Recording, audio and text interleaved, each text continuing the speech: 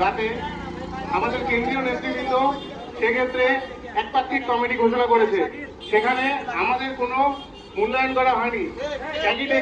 ত্যাগী নেতা কর্মীদের কোনো রকমের মূল্যায়ন ছাড়া শুধুমাত্র একপাক্ষিক কমিটি ঘোষণা করার ফলে আমরা এখানে মানববন্ধনে একত্রে দাঁড়িয়েছি। এখানে উপস্থিত আছে মিনার, শাওন, সোহান, সকলে আমরা এখানে উপস্থিত আছি যারা বিগত দিনে ফ্যাসিস্টের সময় বিভিন্ন রকম আন্দোলনের সাথে জড়িত ছিলাম এবং গুম, হামলা, মামলা সবকিছু শিকার হয়েছি আমরা।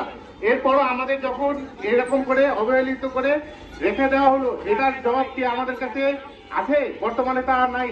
কারণ আমাদের যে মাননীয় প্রধানমন্ত্রী তারেক রহমান যে ব্যক্তিকে এই দায়িত্ব প্রদান করেছে, মাননীয় মন্ত্রী এজেড জাহিদ হাসান স্যার, তিনি একপাক্ষিকভাবে কমিটিটা গ্রহণ করেছেন এবং তা করেছেন, যা একেবারেই ঠিক হয়নি। ওনার এখানে অবশ্যই যাচাই বাছাই করা দরকার ছিল সবার ক্ষেত্রে, এবং উনি এখনো যদি চায় সেটা অবশ্যই যাচাই বাছাই করতে পারবে, যেহেতু আহ্বায়ক কমিটি হয়েছে। আমাদের অভিযোগগুলো সত্য না মিথ্যা তিনি অবশ্যই সেটা যাচাই বাছাই করে দেখবেন।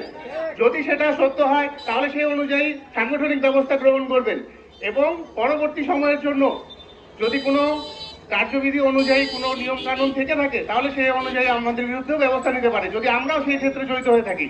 কিন্তু বর্তমানে যে পরিস্থিতি তৈরি হয়েছে সে পরিস্থিতি অনুযায়ী আমরা এটা কোনোভাবে মেনে নিতে পারছি না। কারণ আমরা চাই যারা এতদিন ত্যাগ স্বীকার করে রয়েছে, দলের স্বার্থে কাজ করেছে, দেশ ও জনগণের স্বার্থে কাজ করেছে, তাদেরকে যাতে মূল্যায়ন অবশ্যই অবশ্যই করা হয়। কারণ তারা যদি পরবর্তীতে দল বিমুখ হয়ে যায়, তারা যদি আর এখানে না আসে, পরবর্তীতে দল কিন্তু আবার বিপদে পড়তে পারে। 2001 থেকে 6 টাইমের সময় অবশ্যই এইরকম কিছু নেতাকর্মীর সাথেও হয়েছিল। সেজন্য কিন্তু পরবর্তী বিএনপিকে 17 বছর টানা ক্ষমতার বাইরে থাকতে হয়েছে, ক্ষমতার মস্তকে তারা বসতে পারেনি। ফ্যাসিস্টের দাবানলে পড়ে হোক, চাপাকলে পড়ে হোক, যেভাবে হোক তারা কিন্তু কখনোই ঘুরে দাঁড়াতে পারেনি। তো সেই ক্ষেত্রে ছাত্র জনতার আন্দোলনে আমাদের কি শরিক ছিলাম না? আমরা অবশ্যই ছিলাম।